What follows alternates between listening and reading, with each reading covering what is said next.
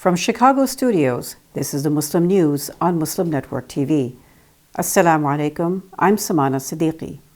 Our top story tonight is about monitoring Islamophobia in the U.S. Muslim and Jewish Democrats in U.S. Congress are calling on President Joe Biden to create a position that would monitor Islamophobia in the United States.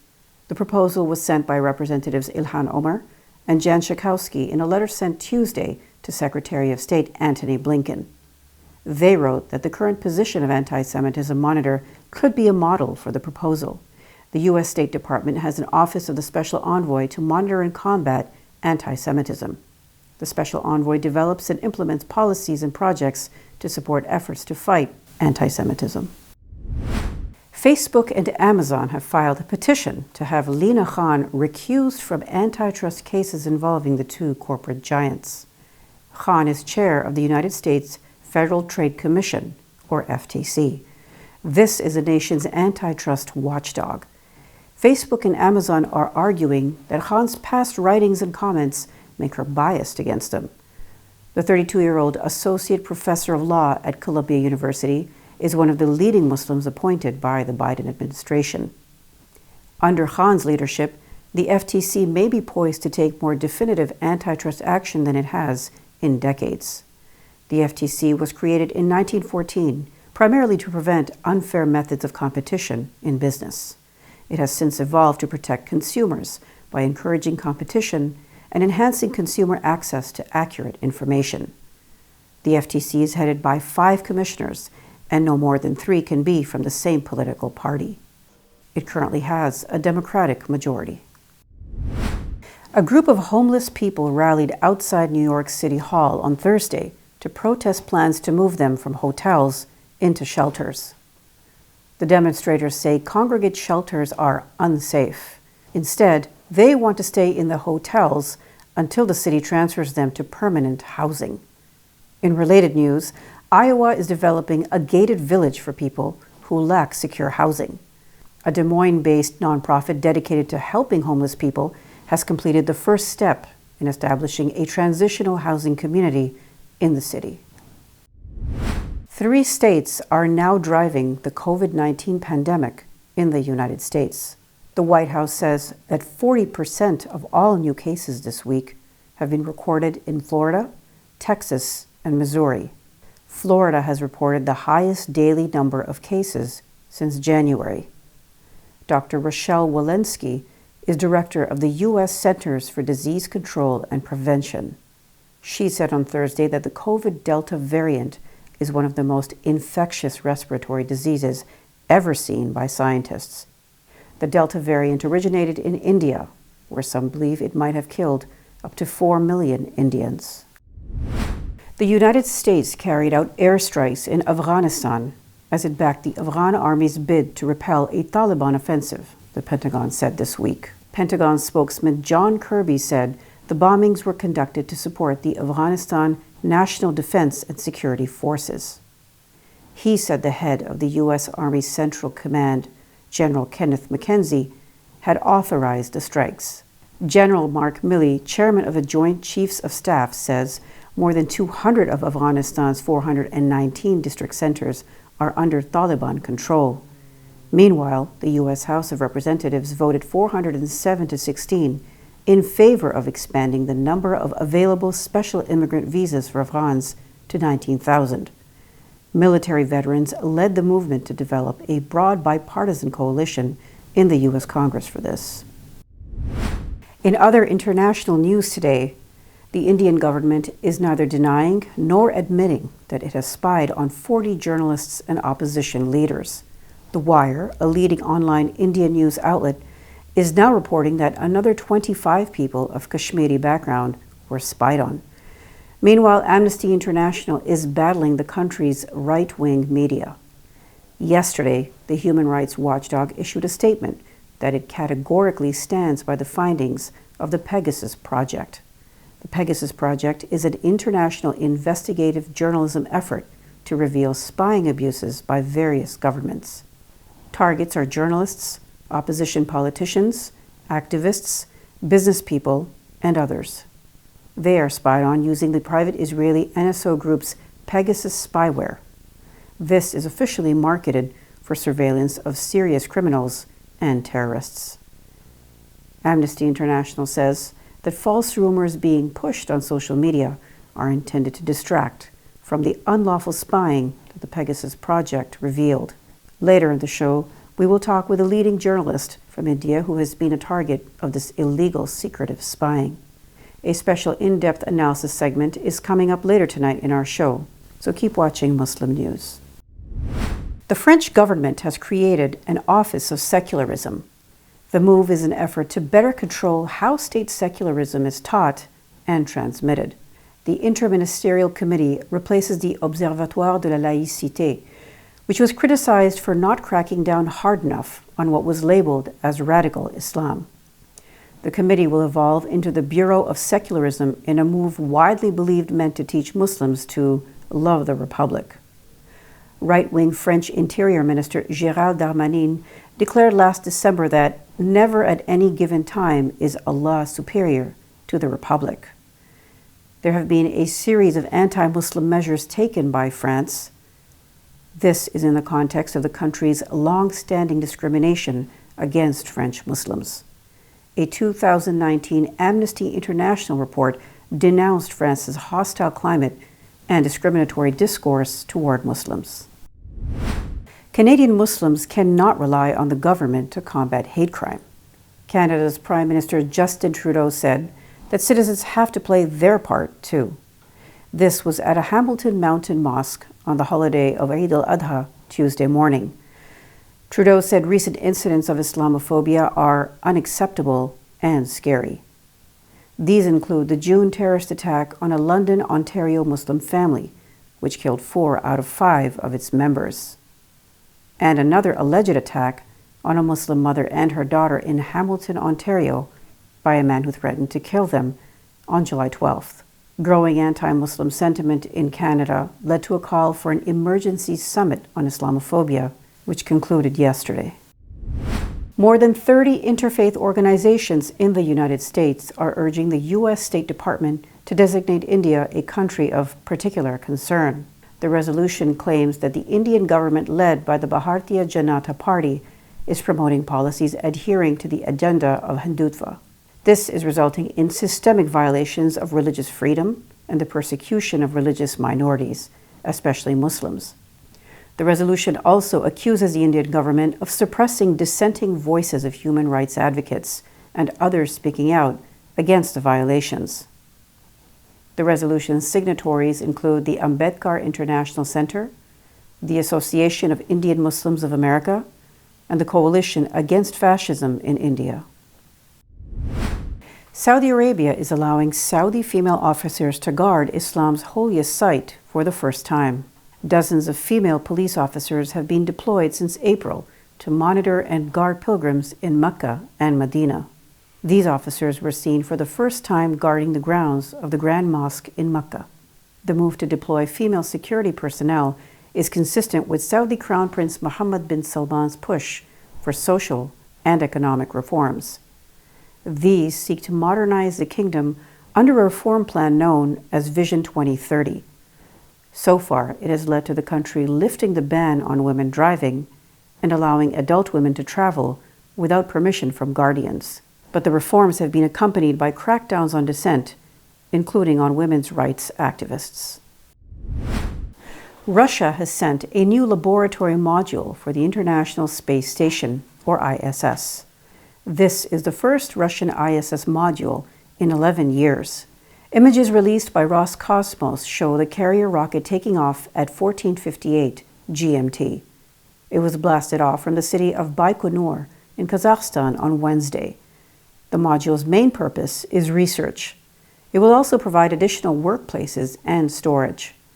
The lab module will also provide an additional toilet and a third sleeping location for the Russian side of the ISS. 10 years ago, Anders Breivik killed 77 people because he felt they were soft on Muslims. Norway marked its 10th anniversary yesterday.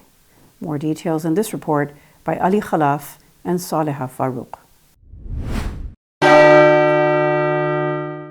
Church bells rang out across Norway on Thursday in commemoration of the massacre that happened 10 years ago. On July 22, 2011, the right-wing extremist Anders Behring Breivik set out on a killing spree. Anders set off a bomb outside Norway's Prime Minister's office in Oslo. He killed 8 people there. Anders then killed 69 at a youth camp. Most of them were teenagers. He declared the victims as soft on Islam. Describing himself as a Christian, Anders showed hatred of Muslims. At the age of 20, he joined the anti-immigration right-wing Progress Party. Before his terrorist attacks, he issued a manifesto. Anders called it the European Declaration of Independence.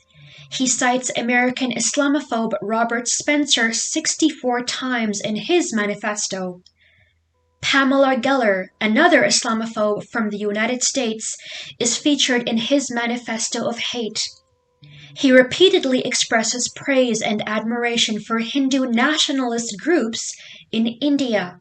He also states his opposition to feminism along with Islam. Breivik's actions had inspired several violent attacks over the past decade. The terrorist who killed 51 worshippers in the mosques of New Zealand's Christ Church also credits him as his inspiration. In 2012, Breivik, who is now 42, was sentenced to 21 years in prison because Norway does not have the death penalty. In the court, Breivik rose with his right hand making the Nazi salute. His sentence can be extended indefinitely, and he will likely spend the rest of his life behind bars. Climate change evidence keeps piling up this summer. Let's learn from Ali Khalaf and Saleha Farouk about what's happening. China has called it rain of the 1,000 year. Germany is calling it the flood of the century. All of that happens within days of each other. Here in California, hot, dry weather brings wildfires. Wildfire is natural and happens all the time, but the Scientific American magazine says it has doubled since the 1980s. The number of dry, warm, and windy autumn days are perfect wildfire weather in California. More than half of the acres burned each year in the western part of the United States can be attributed to climate change. Climate change is here and only getting worse. As of July 19th, the National Interagency Fire Center's Situation Report listed a total of 35,086 wildfires across the country. German president was quick to connect its floods to climate change. Only if we commit ourselves to the fight against climate change will we be able to prevent extreme weather conditions such as those we are currently experiencing. China is somewhat silent. In California, its energy supply company plans to bury electric wire to avoid it from igniting fire. Coming up next after the break is our in-depth analysis segment. So stay tuned and we'll be right back after these messages.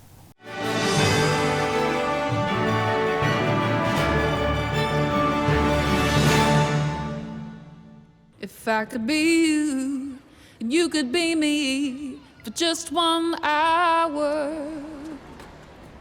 If we could find a way to get inside each other's minds. Walk a mile in my shoes. Walk a mile in my shoes. Well, before you abuse, criticize and accuse. Walk a mile in my shoes. Despite the development of a COVID-19 vaccine, millions around the world will not have access. We need a vaccine that's free and available to everyone, everywhere. It's time for a people's vaccine.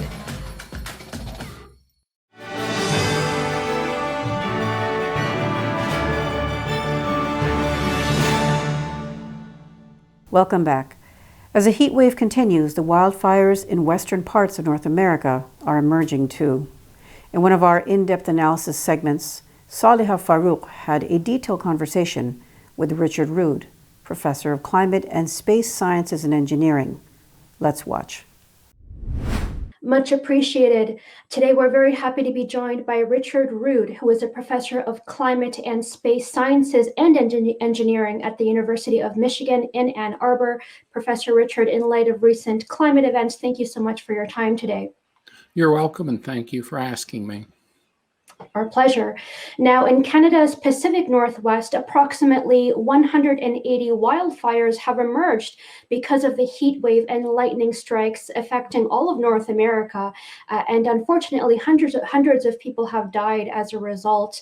How is the changing climate, specifically the warming climate, making these heat waves more frequent and intense? Well, the planet is warming. And as the planet warms, we expect there to be more heat, especially in the lower to middle latitudes. And as we get into summer and that heat comes up to the northern latitudes, we expect to see record heat. And since the planet is warming, it is just a natural outcome that there will be more intense heat and there will be higher temperatures.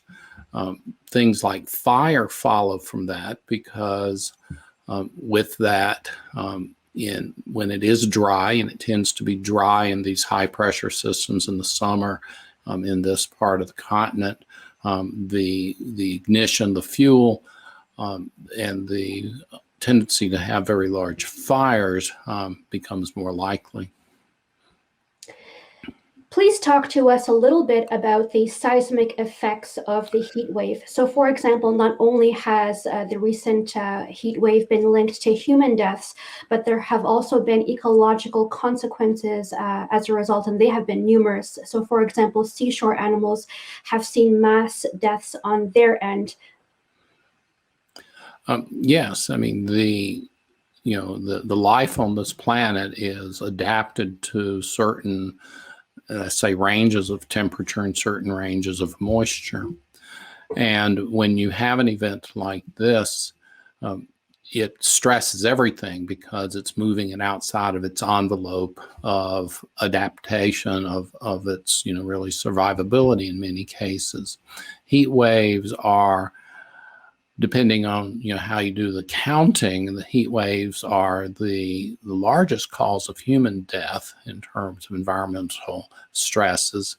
And then when we look at an event like this, one of the amazing things to me has been how much this heat caused melting of snow that was up in the Cascades and up in the Rockies, and how much this heat even caused the melting of glaciers, which causes this burst of water and mud. And there are ecological impacts all over that come from heat of this extreme. The extremity of this heat, how far it is from normal, is really just quite astounding. It's one of the few times I would say I've been sort of taken aback by a major sort of burst of very high temperatures. Thank you for that insight. Now, experts such as yourself are estimating that these heat waves will likely happen far more frequently and with greater severity in the future because of things like climate change. How will this affect our ability to sustain the environment, as you mentioned, as well as animal populations directly impacted by the heat? Well, when you start looking at the ecological systems and you're looking at, say, forests, one of the things that you'll have with forests, there will be die-offs. There'll be die-offs because of fire. There'll be die-offs because of drought and water stress. And when those forests start to recover, the trees that have historically been in that area will not be able to grow as robustly. So you will probably see things like invasive species.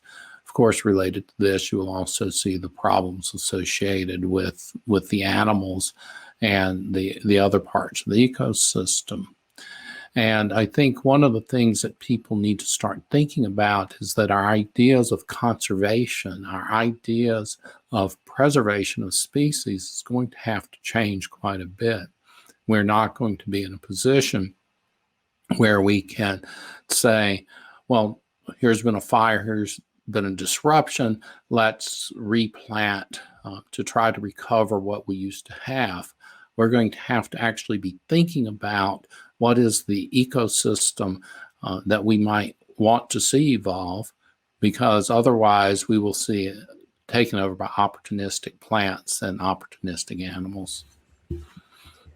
We know that there have been global response mechanisms such as the United Nations Sustainable Development Goals, which has, of course, dedicated an entire goal to climate action, and not to mention the 2015 Paris Agreement. Do you believe that global governance and global nations are being responsible in meeting their commitments to reducing greenhouse gas emissions? And would you say that that would be the solution at this time? I do not feel as if we are in a position that we can rely simply on mitigation, reduction of carbon dioxide emissions to get us, let's say, out of this situation. Part of it is even the countries that are trying to act on this and trying to act responsibly are facing a problem of monumental political and logistical challenges. They're facing the problems that they are wanting to also see economic growth. And right now, that relies very strongly upon energy use, and energy use still relies very strongly upon fossil fuels. So I do not think that we can count on a reduction strategy in order to get us out of this. One of the things that I have been trying to advocate is that there be more attention to adaptation, because in any event, the climate is going to continue to warm for decades. Presently, as long as our emissions stay where they are, it's going to be accelerating in that warming for the coming decades. And this is going to have huge impacts, as we've already seen, on ecosystems and human health. But it's also going to change the geography, honestly, because there's going to be the coastal sea level rise, and it's going to have more extreme droughts like we're seeing in the western part of the U.S., and these things are going to be causing migration. You know, if you look at some of the issues in the Middle East and with Syria over the last few years, there are a lot of people who talk about the contribution that drought and sustained drought has made to instability in that region. So we're already seeing both drought and coastal migration, which I think is going to be a major challenge for governments and regions. You touched upon this a little bit, but do you think that these recent extreme weather events would be sufficient in helping everyone take climate change seriously, as well as recommendations such as yours? And for those of us who are concerned, what are some calls to action that you recommend that everyone can take in their daily lives? So it is my hope, and I would say I have some anecdotal evidence from my students, that when you start to focus on adaptation, you start to focus on the real scale of the problems that we are going to have to address in those adaptations, including the huge impacts on our built environment, that it does get people to start paying more attention to the mitigation problem in order to limit the amount of warming that we'll see, and of course the consequences that come from that warming. So it is, I think, part of a strategy that, a subset of people who will take the adaptation problem seriously and will then be more motivated to, let's say, limit the damage associated with it, and that will be an important thing to do. For me, one of the most important things that individuals can do is to start to think individually how they will adapt, and to start to become politically and socially engaged with their communities, with their companies, in order to develop a more systematic approach to this. discussing climate change with Professor Richard Rood, who is a professor of climate and space sciences and engineering at the University of Michigan in Ann Arbor. Professor Richard, thank you again for your time today. You're welcome. And again, thank you for asking me. Before moving on to our next analysis, let's take a quick break. We'll be right back after these messages.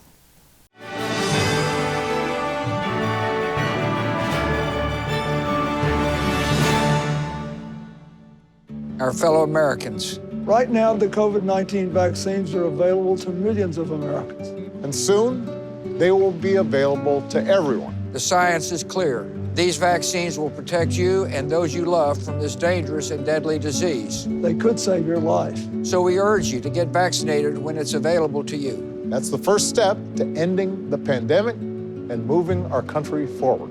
It's up to you.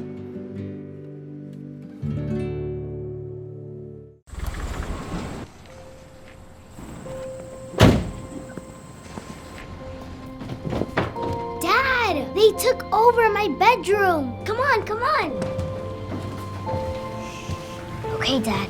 1, 2, 3.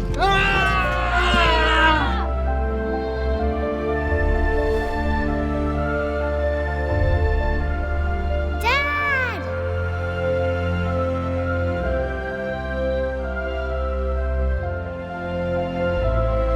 You saved me. Dad? Are you okay? I'm fine, dear.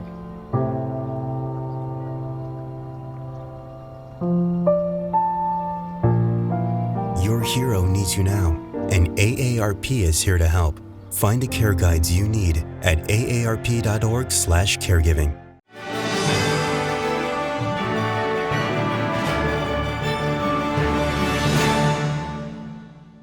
Welcome back. In our show last night, we shared the news about Pegasus spyware and how it is being used in India to spy on journalists. An Indian journalist who was being spied on is joining Imam Abdul Malik Mujahid for a detailed conversation. Over to you, Imam Mujahid. Thank you, Samana. This software will turn your phone, iPhone or Android, against you. It will record you through your own mic, and its camera will be used to record what you're doing. This is only small things. Where you're going, what's your data, all will be available to whoever is spying on you.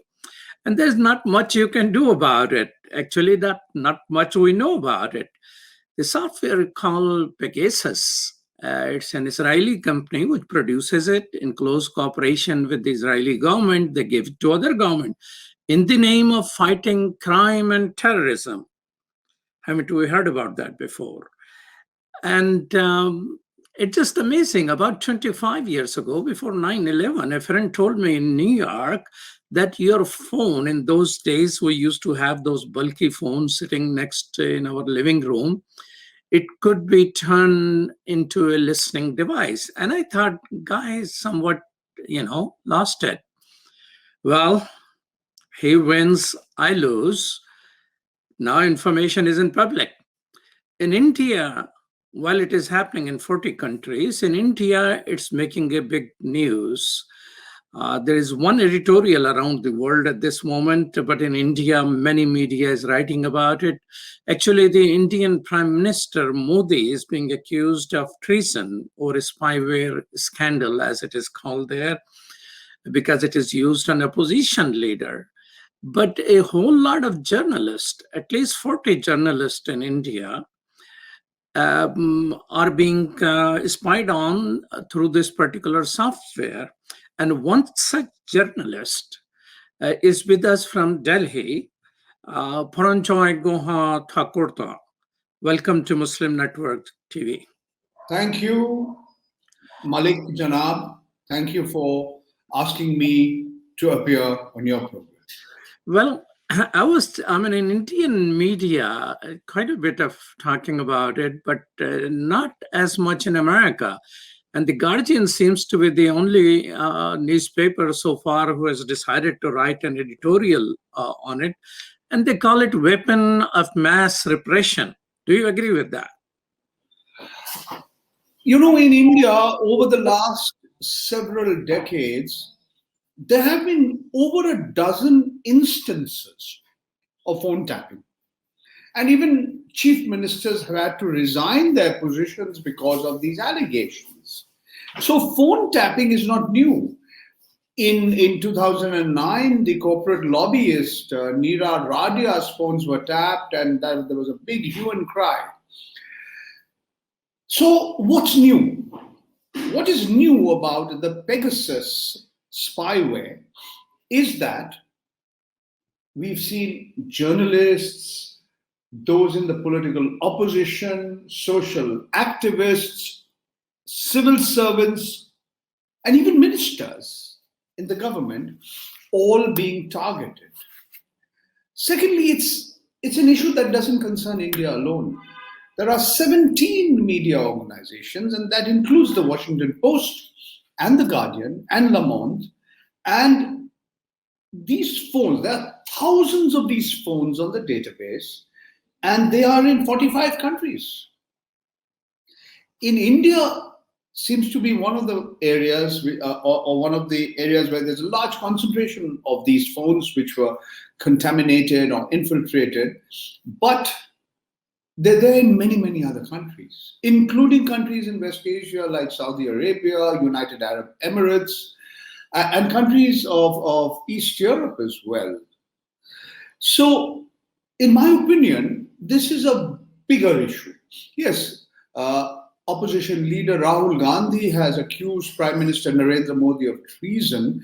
The opposition is predictably up in arms. Rahul Gandhi has a very good reason to be upset because his own phone, 2 of his political aides, and 5 of his social acquaintances who had nothing to do with politics, their phones were also reportedly compromised. We also find names of business persons, aides to the Dalai Lama, Naga separatists. I mean, it's a long, long list. But in my opinion, this is a matter not just of privacy. Of course, individual privacy has been violated. It's going beyond that. And that is, it is an issue of freedom of expression. If this spyware, which is meant to be used by the military services, the spyware or the software is being misused, you are infringing on the independence and the autonomy of the media, of journalists. Because you are trying to spy on them, and you also in that way not only compromising them, but also their sources, people who would be speaking to them on condition of anonymity. But the problem goes even beyond this, I believe. And that is, it's not just privacy, it's not just freedom of expression. It raises huge question marks on the future of democracy. And future of freedom, I must also add. Absolutely, absolutely. So if there is a private company based in Israel with very close links with the Israeli military and the government, and their software, which costs huge amounts of money, millions of dollars, they say we don't sell it to anybody other than government bodies, law enforcing agencies, to check crimes, to check serious crimes, to check heinous crimes for national security reasons. If that's what they're claiming, after this software and the spyware has been sold, it clearly seems that they have absolutely no control over how this software is misused to spy on ordinary citizens, to spy on critics of the government. We know that Adnan Khashoggi, the columnist of the Washington Post, who was died under mysterious circumstances, was killed actually. His fiancé, his brother, his lawyers were all being tracked. We know about the princess from the Emirates. She was taken from a place not far from the territorial waters of India, outside Goa, and the Indian Navy, the Indian Coast Guard took her back to Dubai. So there are huge ramifications and international ramifications. But We have the French president, we have the Morocco king, and yes, one small point, sir, and you can ask me any number of questions you want. A president is involved, the president of France. So it's all, there are all big names, there are all important personalities whose names have come up in this list, which is a French organization, Forbidden Stories, with Amnesty International. And I think we haven't heard the end of the story. Paranjoy, one of the things is that in the list of the countries which we know so far, most of those countries are dictatorship, as you mentioned, Saudi Arabia and UAE or kingdom and things like that. But countries which are democracy, like India, electoral democracy, and which has some sort of check and balances, supposedly according to the constitution, are in the name of fighting crimes and fighting terrorism, are the democratic society losing its core values? Undoubtedly, absolutely, without any doubt. When authoritarian regimes use this software to suppress dissenting voices, freedom of expression, you are effectively destroying democracy itself.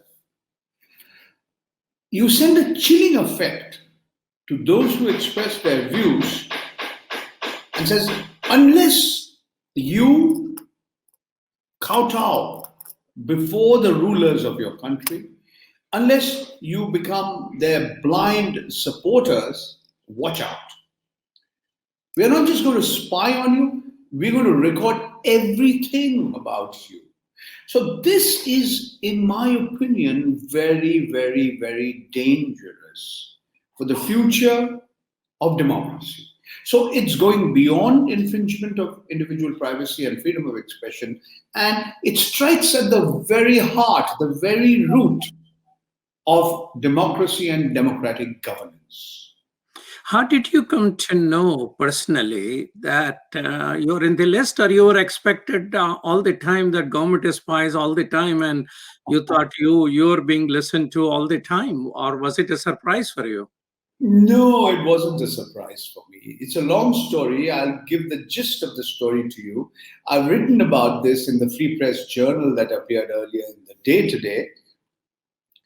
My friends in the Intelligence Bureau of the Government of India had told me that they had been told for donkey's years to spy on journalists at random.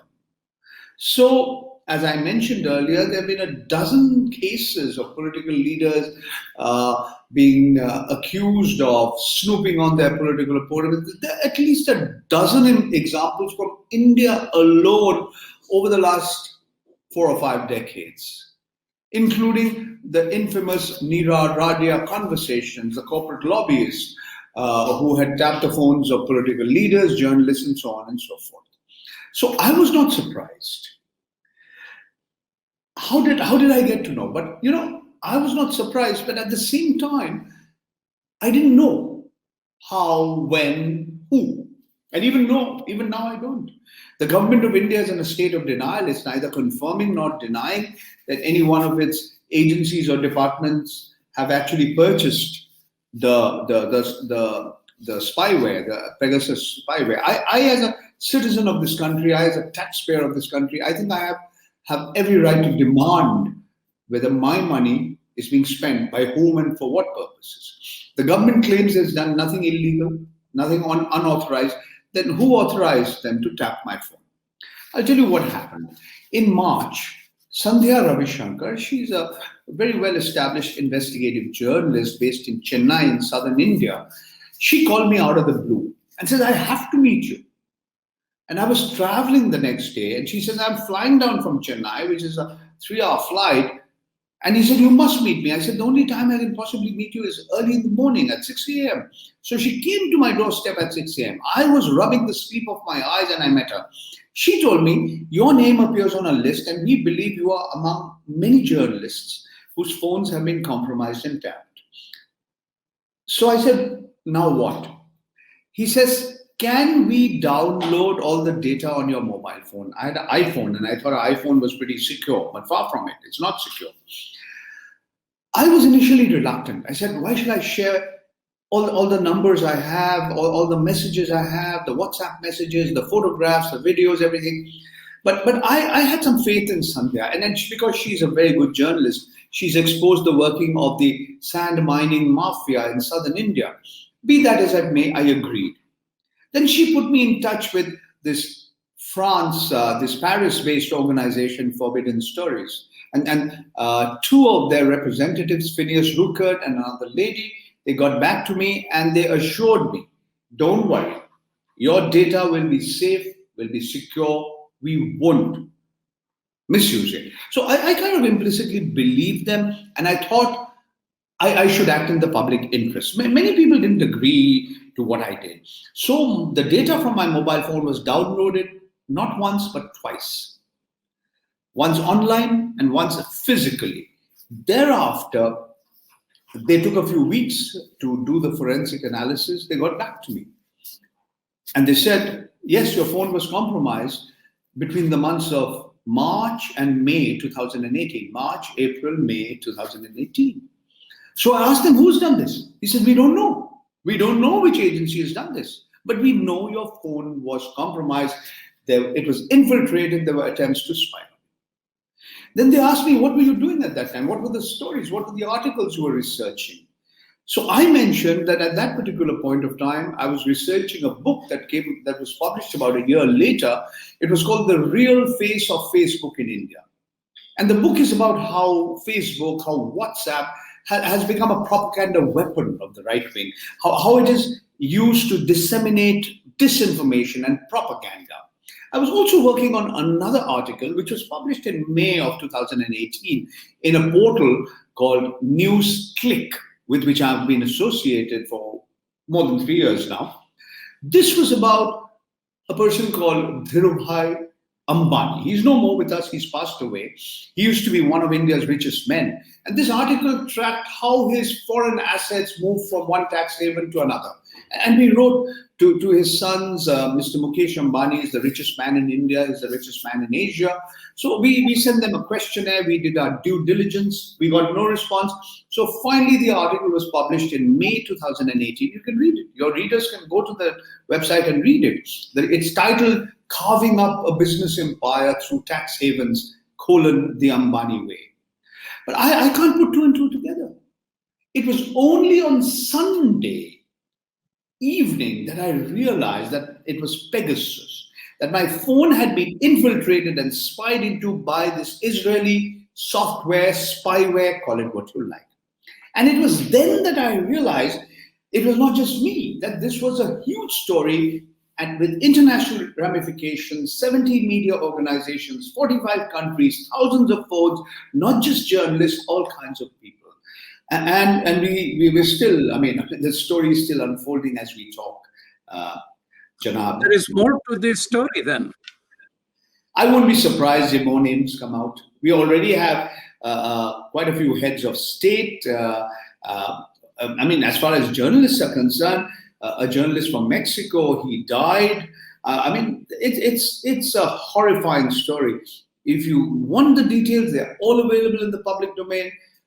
Forbidden Stories in Paris, forbiddenstories.org. And of course, the Amnesty International has also put out. In India, the Indian partner is The Wire. So those who are interested in the India part will get it from The Wire. But as I mentioned earlier to you, Washington Post, Le Monde, Guardian, among other publications and websites have been giving this story, I mean, and playing up this story. Even, there are no American names involved. That's interesting. WhatsApp has sued this company, NSO, this Israeli company, which makes Pegasus software, in a court in San Francisco. but there are no American names involved. That could be a reason why, as you mentioned earlier, the American mainstream media hasn't given it the kind of prominence or importance that it has got in other parts of the world. One of the things I would ask you is that Reporters Without Borders already rank India at her 142nd level when it comes to freedom of press.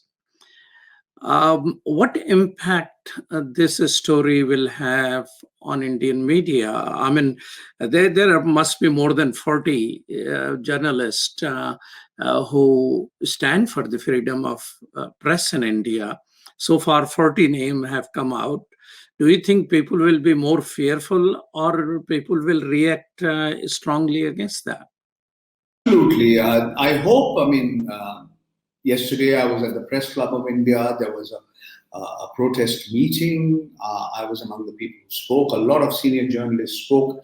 We know that across the world, about 180 journalists, their phones were compromised. In India, there were more than 40 of them, but we don't know all the names because some people chose not to disclose their names. Now the question is, what could happen? The Reporters Sans Frontiers, RSF, they're talking about legal action. Within India, they're talking about legal action. Where will it go from here is not an easy question to answer. Because what has happened is when you target journalists and independent journalists, and journalists who are critical of those who are in positions of power and authority, the fact of the matter is a large section of the media in India is completely subservient and supine to Narendra Modi's government, and has been that way for the better part of the last 7 years and longer. Now, even that small section of the mainstream media, which is taking a critical look at the government, not asking goody-goody questions to those who are in positions of power and authority, and raising issues that matter, this government has been vindictive towards them. A most recent example is that of the income tax raids on Dainik Bhaskar. Dainik Bhaskar, which is a multi-edition Hindi daily, it is one of the largest, most widely circulated daily newspapers in India and in fact the world. And they've been doing amazing reporting over the last several months about bodies and corpses being flowing down the sacred Ganga river, and they deployed 20 journalists to survey what was happening in 17 districts in the eastern part of Uttar Pradesh and Bihar, and they've come out with some amazing reports. And the government of Uttar Pradesh has just given these blanket denials without denying the facts. So if you hold truth to power, if you report facts, this government seems to be intolerant and vengeful towards journalists and media organizations and those who are doing their job. After all, Malik Janab, the job of a journalist is not that of an employee of an advertising agency. A journalist is not supposed to be a public relations officer of those who are in power. It's your job to question, ask tough questions to those who are in power. It's your job to hold that mirror to society, to hold accountable those who are in power, hold them accountable for their actions, ask them tough questions. So if journalists and the media are unable to fulfill their professional duties and obligations, what is left of democracy? Well, Paranjoyji, that's where I want to ask you, what's the future of freedom then? At the end of the day, we have to protest. We have to stand up for our rights. We should not be cowed down. We have to come together and we have to say that, look, do not intimidate us. Do not